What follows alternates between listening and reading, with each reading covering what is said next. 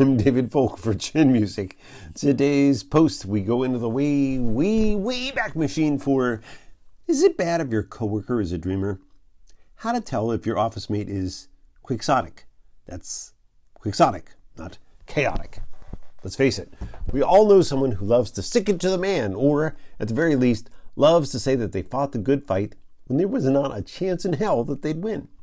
Most of them are quite charming people when they aren't complaining and licking their wounds from their latest loss that anyone with half an ounce of sense could have told them was coming. Think Robert Bork in his effort to get on the Supreme Court, the Dodgers against the Red Sox, or that guy who fought the law and the law won. I know them well. I've been one of them for much of my life. I cheered for the Kansas City Royals in their early years. I would have voted for John Anderson in the 80s, and I rang doorbells for Al Gore. So I can tell you, we are indeed charming and fun to be around until our hopes are dashed. It takes a few days, but we eventually pick ourselves up, dust ourselves off, and go at it again like so many June bugs bashing our heads against windows in our effort to go towards the light and make the world a better place. And more than occasionally, we win big battles that make a difference, like the 2020 presidential election.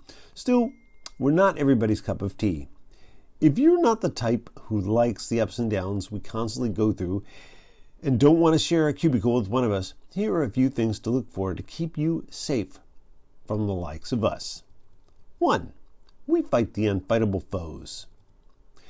We are ready and willing to fight the good fight if someone would just show up. 2. They run where the brave dare not go. You know, like Central Park late at night, Tacoma, Washington at any hour, or the basement in a horror movie. They right the unrightable wrong, number 2. They aren't exactly superheroes, but they wouldn't mind it if cape wearing were more fashionable or acceptable. That way, they would be able to stand out for the crowd as one of the good guys.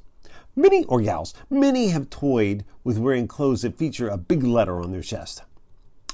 They try to reach the unreachable star. Not literally. They don't have rocket ships, after all, but as their hero, the dear departed American Top 40 Countdown host Casey Kasem would say, they keep your feet on the ground and your head in the stars. And we all know how painful that can be. They fight for the right without question or pause. There's that fighting thing again. Can't they get along with anybody? But seriously, that doesn't mean it's a bad thing. Think John Lewis, Elijah Cummings, the Freedom Riders, and the folks who never imagined that a person of color would ever be the president or vice president.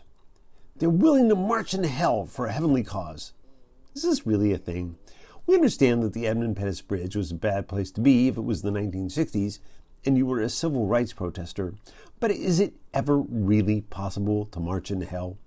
Before Trump, we thought it was an imaginary place. Now we know better. Let's hope we never go there again. They love fiercely from a distance, often without telling the object of their affections. So they might love you without your ever knowing and do stuff for you just because they care.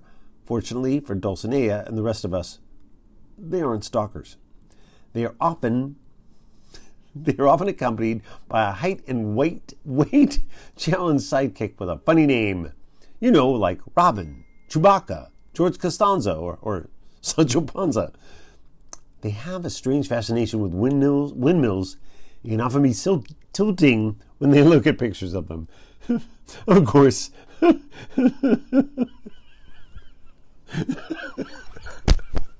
sorry. They keep talking about reaching some infernal, unreachable star. What the hell is that about anyway? Of course the star is unreachable. It's up in the sky. And if you reached it, you would burn yourself. What kind of craziness is this? And they were Democrats in the 1980s. And in case you've forgotten, that's when their candidates were such giants as Fritz Mondale and Michael Dukakis. Not like now when we're actually running the show. Sort of. I've been David Folk for Chin Music. Thanks for tuning in.